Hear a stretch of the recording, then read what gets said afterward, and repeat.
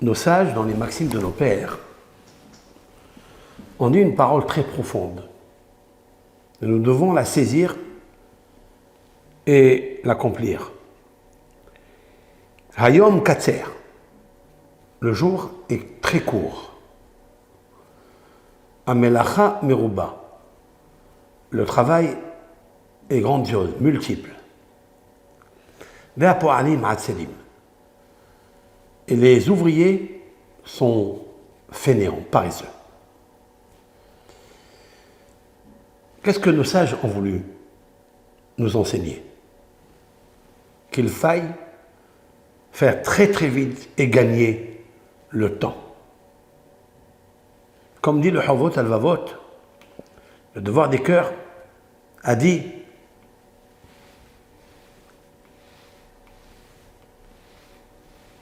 celui qui court vers le temps, il gagne le temps.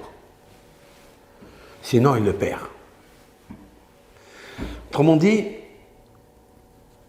que chaque seconde, à plus forte raison, chaque minute est très importante. On ne vit qu'une fois. Et le quota d'une vie, c'est 70 ans.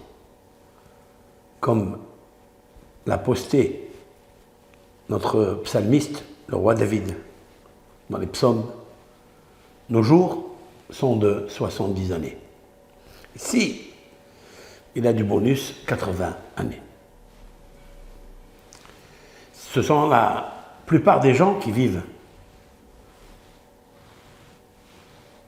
cet âge-là. Pour comprendre ces paroles-là, je voudrais raconter une histoire que j'ai vue dans un livre du Rav Yaakov Galinsky. Yaakov Galinsky était un Rav qui a étudié à Bialystok, qui était un des élèves du Sava de Novardok. Et comme il était lui un rescapé de la Shoah, à la fin donc, de la guerre, ils se sont trouvés dans un camp, un millier de personnes, tous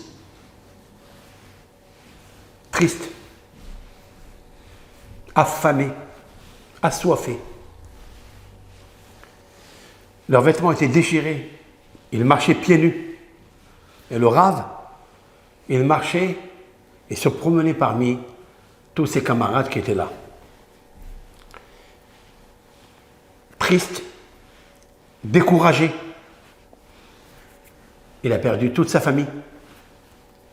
Il s'est dit, que vaut la vie? Vous savez quel est le stress, l'angoisse qui saisit une personne qui a tout perdu. Puis il s'approche de deux personnes qui se disputaient. Une personne dit à l'autre, rends-moi ce qui m'appartient. Et l'autre, il lui dit, non, ça m'appartient. Rends-moi ce qui m'appartient.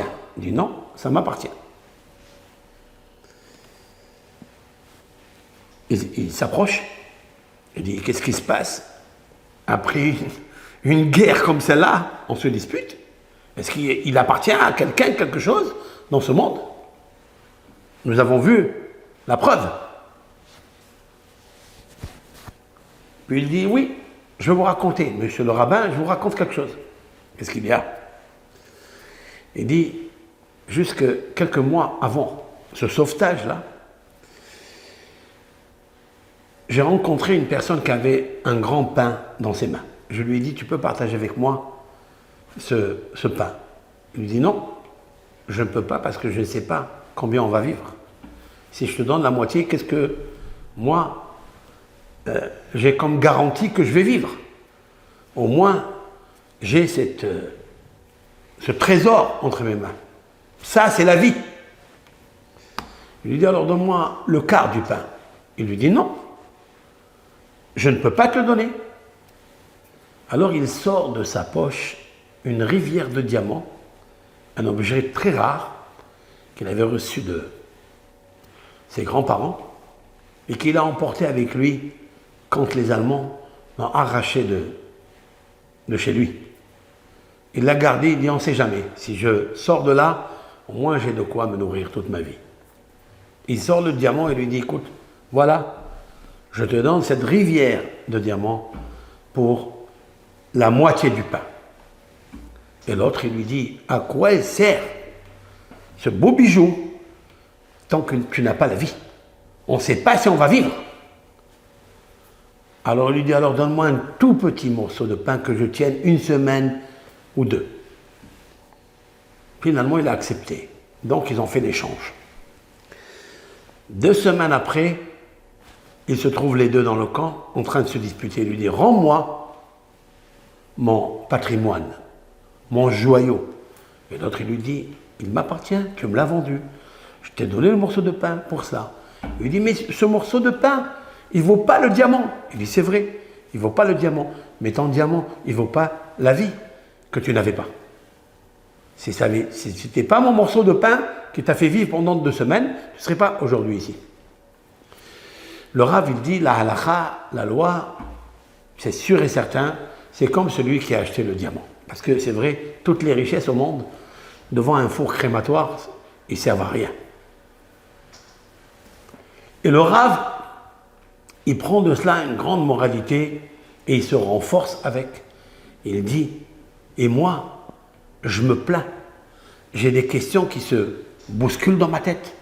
Est-ce que ce que j'ai perdu, ce que j'avais, alors que en fait tout ce que j'avais ne vaut rien devant la vie que je possède ici. Et grâce à cette vie que je possède maintenant, et j'en remercie l'Éternel, eh bien je peux faire un devis de 2 vies. Le devis de 2 vies, cela veut dire que je dois me sacrifier pour l'Éternel, parce qu'un jour, je vais le rejoindre. Mais au moins, pas avec une rivière de diamants, avec un océan de bonnes actions, avec les mitzvot, avec l'étude de la Torah, avec un partage avec les autres, avec un sourire avec l'autre. C'est ça qui me reste dans ma vie. C'est la vie avec une vie meilleure pour acquérir 2 vies. Celle de ce monde, avec la simha, de savoir que chaque instant que tu possèdes est un moment éternel que tu peux construire dans l'au-delà. Et pour l'au-delà, dans un paradis des âmes. Et c'est ça qui l'a renforcé. Alors le Rav, il s'est dit la chose suivante. Il dit maintenant que moi et toi, nous avons un frigidaire plein. Nous avons peut-être un compte bancaire où il y a suffisamment de quoi nourrir, pas aujourd'hui, demain, après-demain, même 1 an, 2 ans, et il y a qui ont pour des générations. Donc vous possédez déjà le pain. Mais qu'est-ce que vous faites avec la vie? Est-ce qu'avec cette vie, vous allez acheter une rivière de diamants qui ne va rien servir? C'est vrai, on est heureux, on est content quand on a l'opulence, l'abondance, mais la réelle joie, le vrai contentement qu'on doit avoir, c'est la vie. Mais la vie, elle a une double face. C'est cette vie-là qui peut être précaire, qui peut être fictive, qui peut être aléatoire. Si tu la dépenses, tu la gaspilles dans le vide. Si tu prends cette vie et tu la mets dans un four crématoire qui s'appelle le Yetzer Hara, elle ne vaut rien du tout. Tout disparaît et tout part en fumée.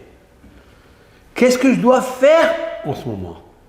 C'est que je dois consacrer chaque seconde de ma vie à une vie, pérennisation de Olam Haba. Mitzvah, encore une mitzvah. Chaque mitzvah que tu fais, c'est un petit diamant que tu mets dans le grand collier que tu vas mettre autour de toi, dans ton âme, pour le paradis. Chaque étude de la Torah est considérée comme toutes les mitzvot de la Torah. Alors pourquoi tu prends cette vie en échange d'un monde qui est éternel? Comme a dit d'ailleurs Rabbeinu Yonah Girundi, Un des célèbres rabbins du XIIe siècle, dans son livre classique, le Sha'arei Teshuvah, le portique de la repentance, le Baal Teshuvah, l'auteur de la Teshuvah, celui qui se repentit devant Dieu, il doit dire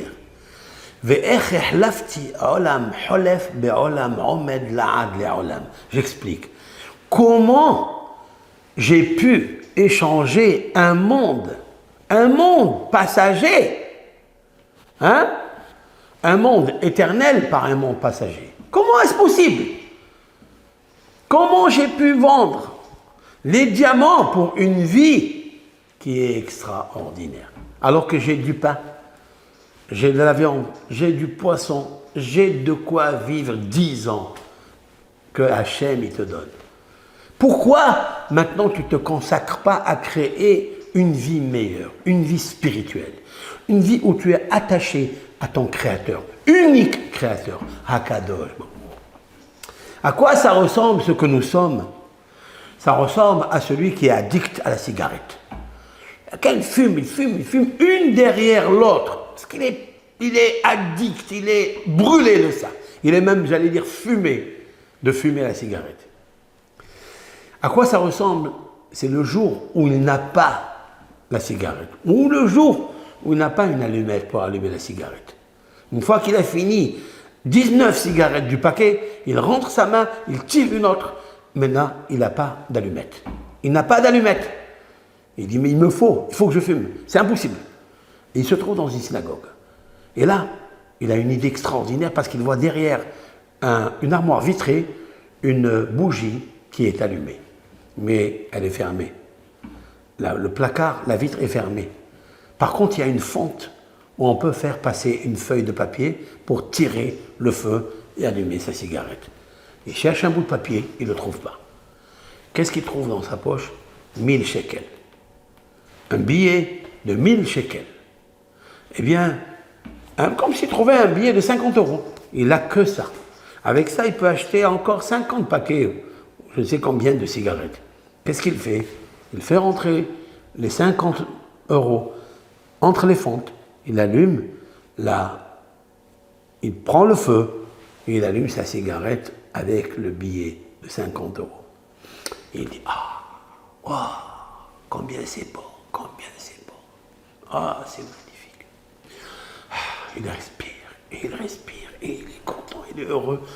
En attendant, le billet de 50 € est en train de brûler. Une fois qu'il se réveille de sa drogue, il voit l'erreur qu'il a faite. Et il a dit, comment j'ai dû gaspiller un billet de 50 € avec une cigarette qui ne coûte même pas peut-être 1 €. C'est ça, la vie de ce monde. Ayom Katser, le jour il est très court. Le travail est immense. Et qu'est-ce que sont les ouvriers? Hatselim, paresseux. Paresseux pour faire les mitzvot, paresseux pour acquérir cette vie dans ce monde, jouir de la vie dans ce monde, dans la spiritualité, dans le bonheur, dans la gentillesse, dans l'amour d'autrui et dans l'aide d'autrui pour gagner encore une autre vie éternelle, la vie où tu t'ouvras devant Akadosh Baruch Hu. Donc, à nous de saisir chaque occasion que l'on peut faire une mitzvah. Et c'est sûr et certain que le mauvais penchant nous présente des rivières de ta'avot, de plaisir, des rivières et des océans de boulimie, d'addiction à cela et à cela, chacun selon ses mauvais penchants, ses goûts, ses couleurs. Eh bien, prenons la force de remplir la journée parce qu'elle est très très courte. Car rien ne vaut la vie pour gagner 2 vies, une vie ici dans ce monde et une vie dans l'au-delà. Kol Tov Lachem, bonheur à tout le monde.